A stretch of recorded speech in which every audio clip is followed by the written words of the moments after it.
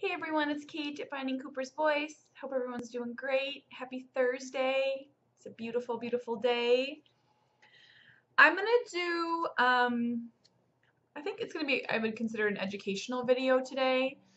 I wanna talk about all the paperwork and evaluations and questionnaires and documentation that go into raising a disabled child. And I'm gonna talk about autism because that's what I know. I received this eval in the mail, or I guess it came home in Cooper's backpack, and it's his speech eval. So Cooper is almost 7. He's on the spectrum. He's nonverbal, and we've had a little gap in speech therapy. Just took a little break from it. We're getting started in it again. So we had our good old-fashioned evaluation, and um, the eval was sent home, and I kind of put off reading it just for a few days. So this is something that is so bizarre. If I didn't live in this world, I think I would be shocked by what I'm going to tell you. So my son is almost 7, and he's probably had 100 evaluations. I've probably filled out hundreds of questionnaires. I've talked about my vaginal birth. I've talked about my vaginal birth with strangers. I've talked about it with doctors and teachers and people that it just seems really bizarre that that is such a huge part. Once you have a disabled child, your whole life is summed up in something just like this. This has a paragraph for every aspect of our life, from school to religion to family history to divorce to whatever you could possibly think is put into these evaluations, and you're given these all the time. Now, a typical person would think your child is diagnosed with a disorder and you're going to start receiving services and you're going to go forward from there. Well, Cooper has lots of touch points. So Cooper was in school. He went to a place called Fraser, Minnesota Autism Center. He has services from the county, from Medicaid, from my work, from different groups. And each one has their own evaluation. And all of them should overlap, but they don't. And they all have to determine that your child is autistic and their severity, and everything is based on that.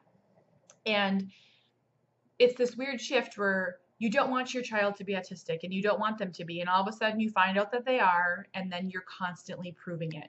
It's the only thing in the world where you're constantly talking about the negatives and repeating yourself and going on and proving how hard it is and pleading your case.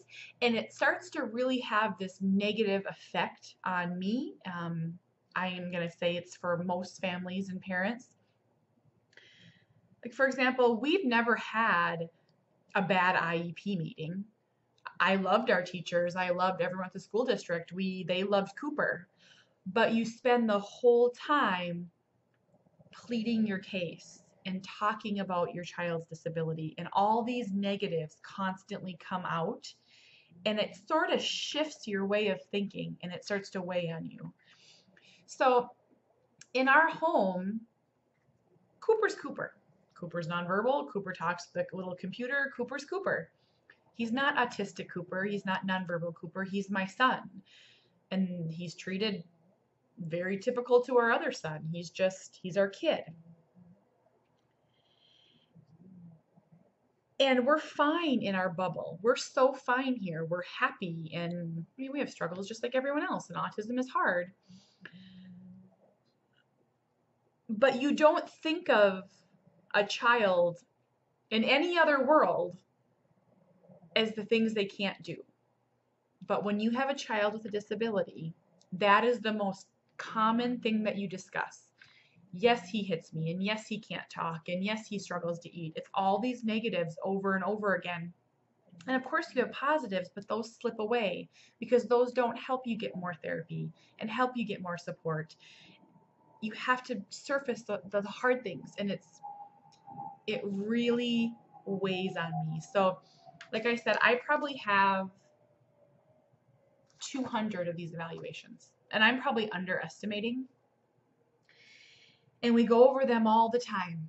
We're constantly talking about them. And I pulled the one out today because I can say to you, yep, my son is almost 7. He's nonverbal.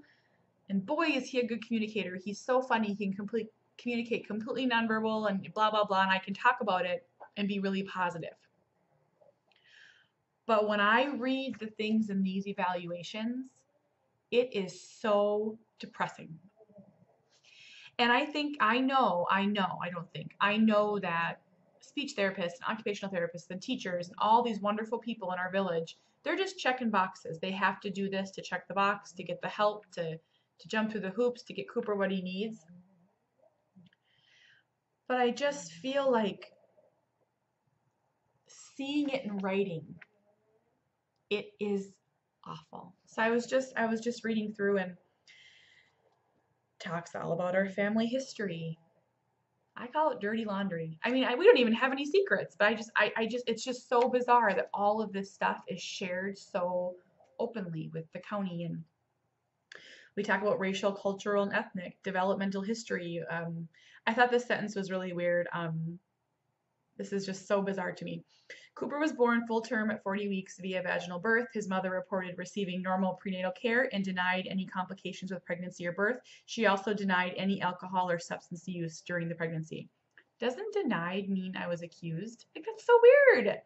Oh, I just hate these things.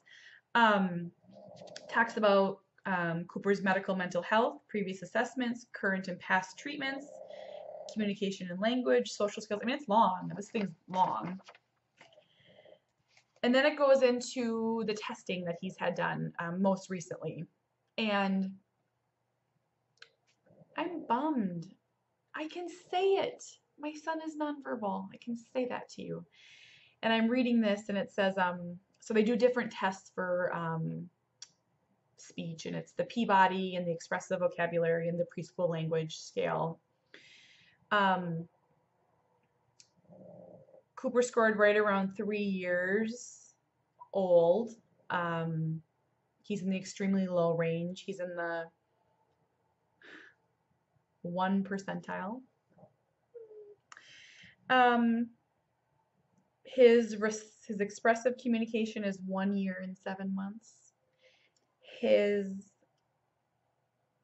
auditory comprehension is 2 years and 8 months. Now, I know, before anyone scolds me and says that these are just tests, I know my kid is very, very smart. But you can advocate and fight, and I do it tirelessly. I never give up, and we're going to do the best therapies and the supplements and all that stuff, and I'm going to give him his best life. But what if one day his best life is he's 30 years old and his language is 2 years old? That could happen. And it is so hard to see in writing.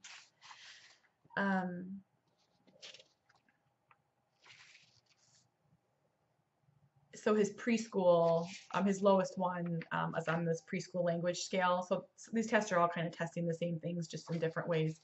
And that put his expressive communication as 8 months. That one hurts. Like, that just, like, how can this be? And you'll read this. So you'll read these things as a mom and a dad, a caregiver, a parent. And if you're like me, you'll eventually stop reading them quite so closely because you get them all the time. And you'll kind of just distance yourself a little bit from them and know that the teachers and therapists are doing the best. And this is just checking a box. Talking about this part is just checking the box. They're going to give him all the services he needs. But you'll read this and you will plummet, because I do, and I think that I'm so far ahead of the acceptance game. I'm good. I'm rocking it. We're fine. Cooper's fine.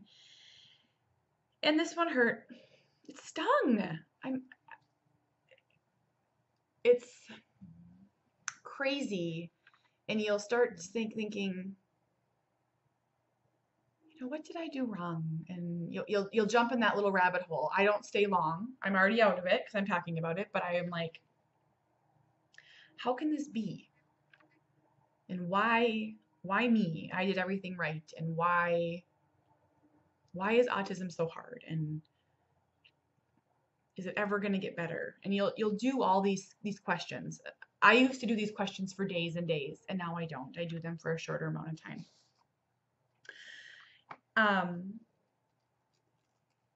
But my purpose of this video is I have a 4-year-old who's typically developing, and there's nothing like this in his world.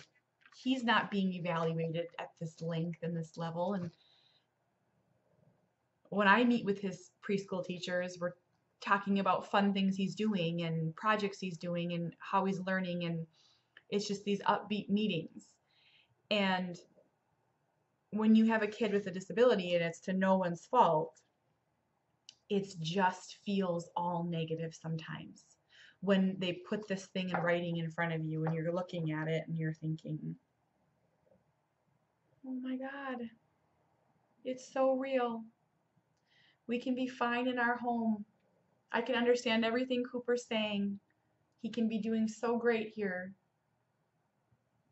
And then you read that his expressive language is that of an 8-month-old. And that it might be that way forever. And accepting that's not negative. Accepting that is looking at the future with realistic eyes. I don't know. So I take these evals and I put them in a pile, and I think the stack's probably about this high. It's bigger than my camera. It's about this high, and you stack them up and you wonder, am I drowning in all this paperwork? And you try not to take it too seriously. You try to just know that they're just checking a box and they're just doing their job, and it's gonna be okay. But it's so crazy to live in this world where you're constantly talking about it, improving it, and fighting for it. And sometimes I think that people start to forget that Cooper's Cooper, that he's more than just one of these evaluations. Because this is what insurance companies look at, and this is what Medicaid looks at, and providers, and it's very bizarre. So I'm kind of bumming today. I don't know.